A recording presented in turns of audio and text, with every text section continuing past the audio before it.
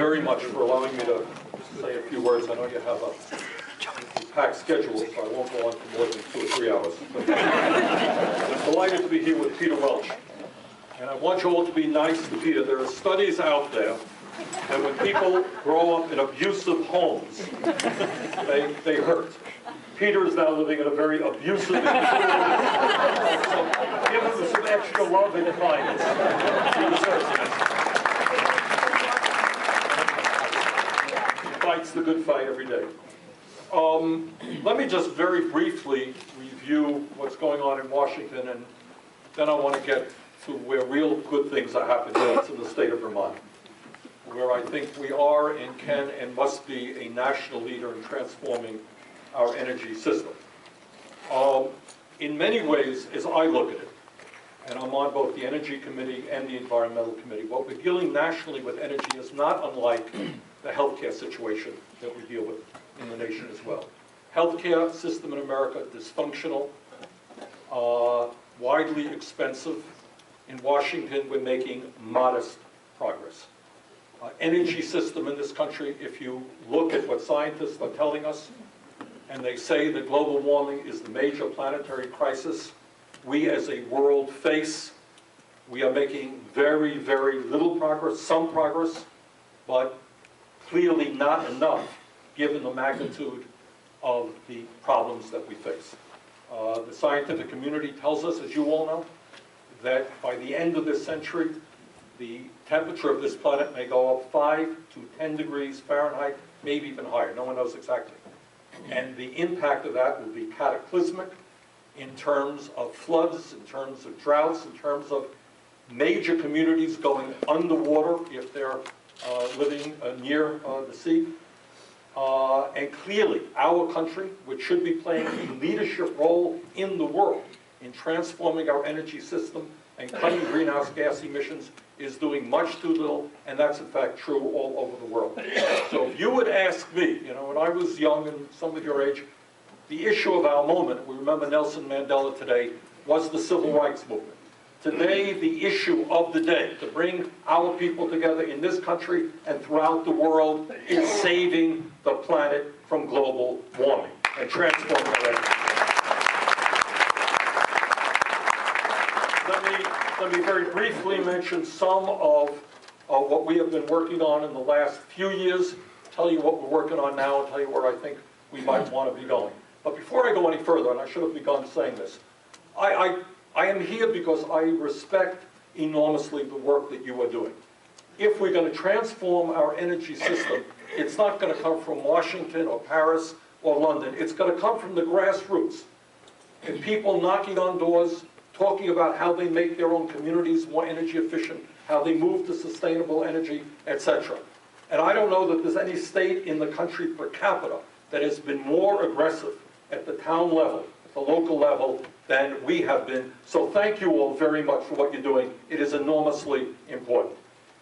What we have tried to do in the last few years is to, among other things, get the Energy Efficiency Block Grant program passed. My recollection, that was $3 billion. Vermont got about $16 million. It did a lot of good things in the state. I was proud to have authored that. We have put one of the larger solar projects in the Vermont National Guard. That's providing about 25% of the electricity for the Vermont National Guard right now. We got solar in schools throughout the state. I know some of you have been working on those projects as well, working on wind, working on energy efficiency, bringing money in the state to do those things. We have, we think, some real potential. For the first time in Vermont's history, we have now a relationship with a national lab, the Sandia National Lab, which is going to help us figuring out what we do with the smart meters, where Vermont is now, as you know, leading the country. About 90% of the buildings in Vermont now have smart meters. How do we use them more effectively for energy efficiency is a big, big deal. Now, what we have right now, what we're working on right now, is Senator Barbara Boxer, who's chair of the Environmental Committee, and I have introduced what I think is the most sweeping climate change legislation ever introduced. And among other things, it calls for a tax on carbon. Bill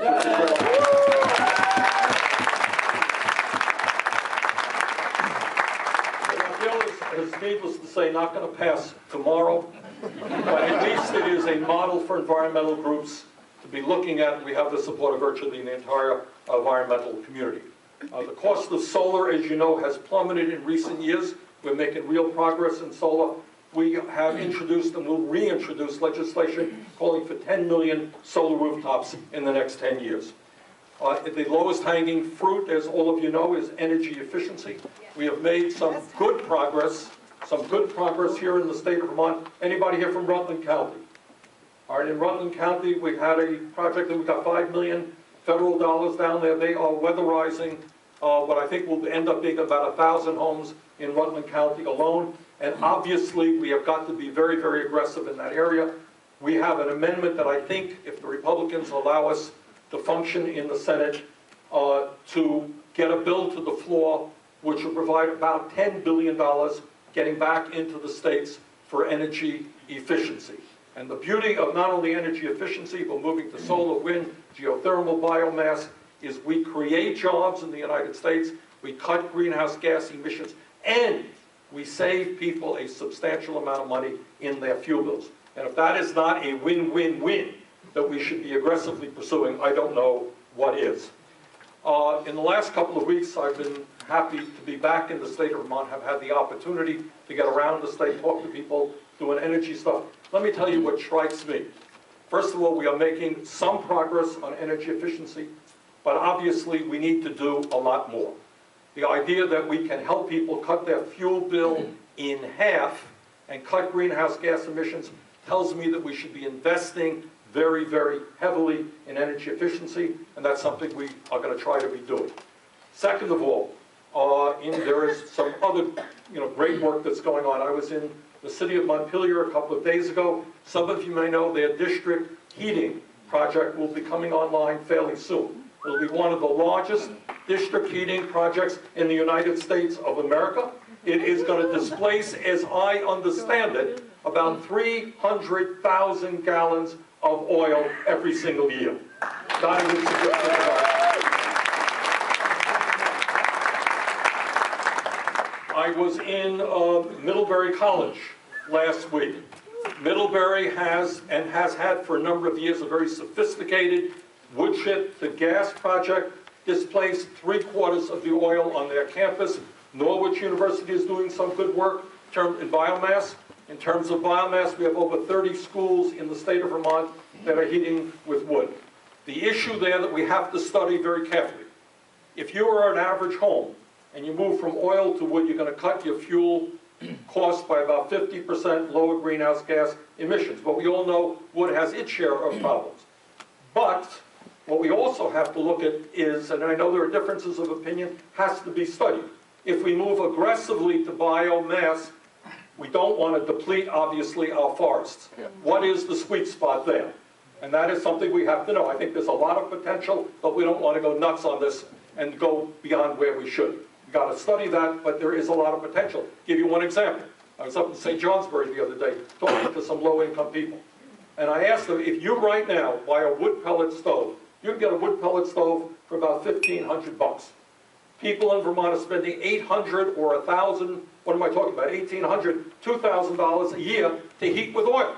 And I asked many of these low-income people who are on light heat, what happens if the state helped you get a wood stove, wood pellet stove, cut your fuel bill in half, will be repaid in a couple of years? Is that something we should be looking at? The answer is yes. But once again, we've got to be understanding what is our potential for wood before we go too aggressive in that area.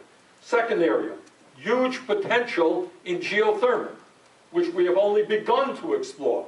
You have schools like Champlain College, the Vermont nursing home, Veterans Nursing Home in Bennington. Other facilities around the state have moved with success in geothermal.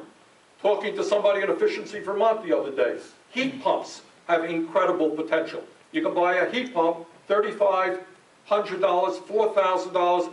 You cut your fuel bill very, very significantly, and you displace a lot of oil.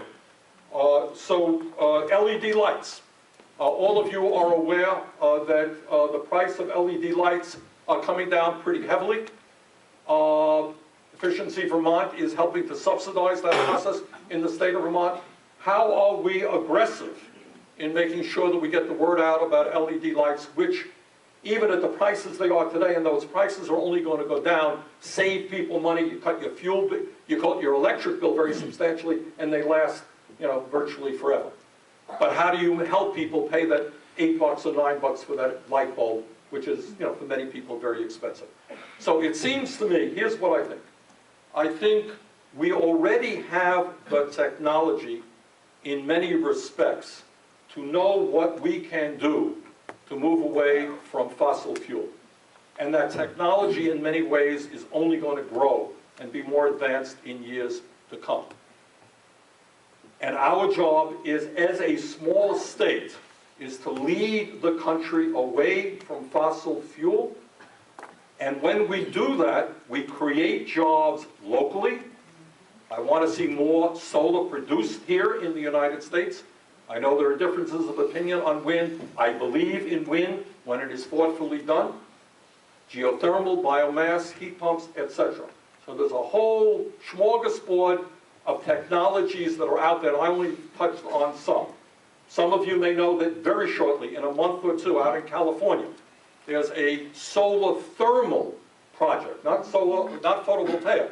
It's called the Ivanpah project. Some of you familiar with it? Yep. It is going to be, this is a solar thermal using mirrors. It is going to be providing electricity to 200,000 households in the United States of America. And we can do more of that. So let me conclude. I know your schedule is tight. I want Peter to come up here and talk about what's going on in the House. His remarks will be very brief. Peter is trying. Peter is trying. But here's what we can do, guys. And this is where it falls on our shoulders.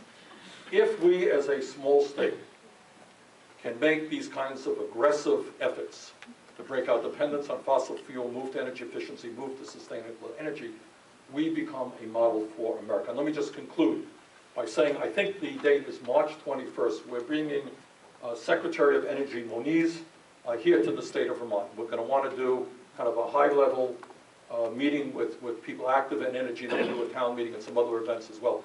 So for some of you, at least put that on your schedule, March 21st. We'll have the Secretary here, and I want him to see what we are doing here in the state of Vermont. We want to hit him up for a whole lot of money. So, thank you all, and keep up the great work. Thank you.